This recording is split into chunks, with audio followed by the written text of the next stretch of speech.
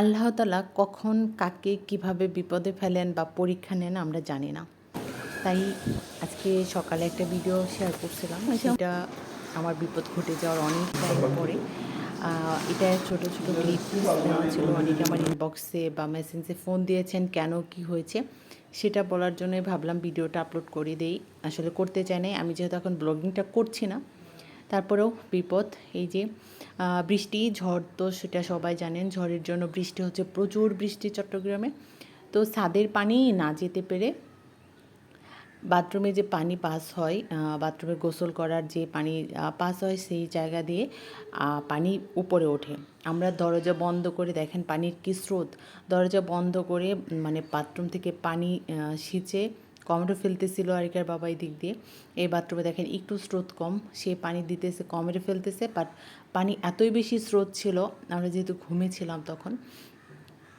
অফিসে দেখেন অবস্থা, আমাকে আরেকের বাবা ডাকছে যে উঠো, দেখো ঘর ভেসে যাচ্ছে পানিতে। আমি উঠলাম, উঠে দেখি আমার মাথা নষ্ট, আমার সব শখের ফার্নিচার, সব কাঠের জিনিস।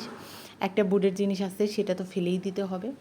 আর এই যখন ভিডিও করছি আমি, তখন অলরেডি ধরেন আমাদের পানি কিছু কমে গেছে, পানির স্রোত কমে গেছে, তারপরে এই ভিডিওটা করা হয়। আসলে ছাদের পানি এত বেশি ছিল যে পাস হইতে পারে নাই, সেজন্য বাথরুমের যে লাইন থাকে পানি পাস হওয়ার, সেই লাইন দিয়ে পানি পাস না হয়ে বরঞ্চ বাসায় ওঠে।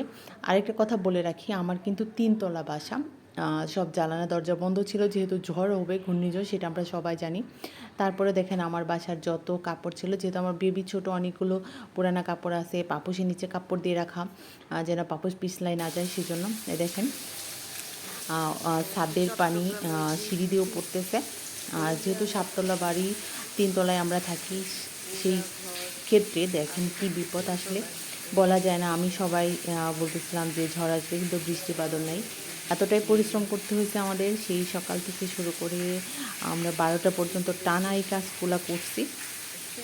কাজ করার পরে একদম ক্লান্ত, ডিম ভাজি ভাত খাইছি আজকে। আমার মেয়েটার অনেক কষ্ট হয়েছে। দেখেন পানি আস্তে আস্তে কমতেছে।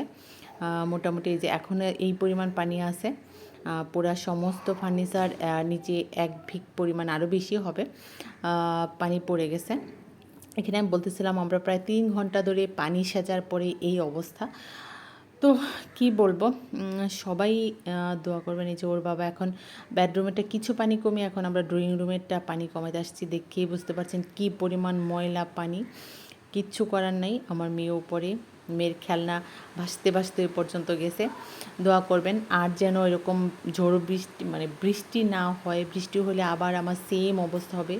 বাথরুমে ওই দিয়ে পানি উঠছে, বুঝতেই পারছেন। আর আমার বিছানা দেখেন, মেয়ের তো চিৎকার, এগুলো সব মানে ভেসে ভেসে আসছে সব। আর আর এত বেশি কাপড় হয়েছে যে আমি সব গেঞ্জি টেঞ্জি দিছি যাতে বাথরুমের পানিটা আটকানো যায় কিনা, কিন্তু আমরা দেখছি না, আটকানো যায় না। দেখেন সব কাপড় ভেসে কোথায় চলে আসছে, এত পানি হয়েছে।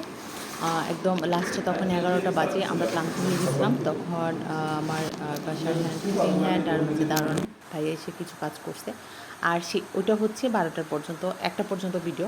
আর এটা হচ্ছে বর্তমানের অবস্থা, এখন এরকম বৃষ্টি হচ্ছে আমাদের এখানে।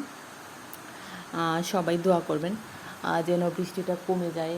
এতদিন গরমে অতিষ্ঠ ছিলাম, এখন বৃষ্টিতেও এরকম ভয়ানক অবস্থা। আমাদের জন্য দোয়া করবেন, আর আমাদের থেকেও যারা খারাপ অবস্থানে আছে চট্টগ্রামে, তাদের জন্য দোয়া করবেন।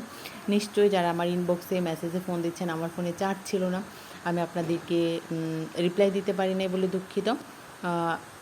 এই হচ্ছে আমাদের বৃষ্টির অবস্থা। সবাই আমাদের জন্য দোয়া করবেন। ভালো থাকবেন। আল্লাহ হাফেজ।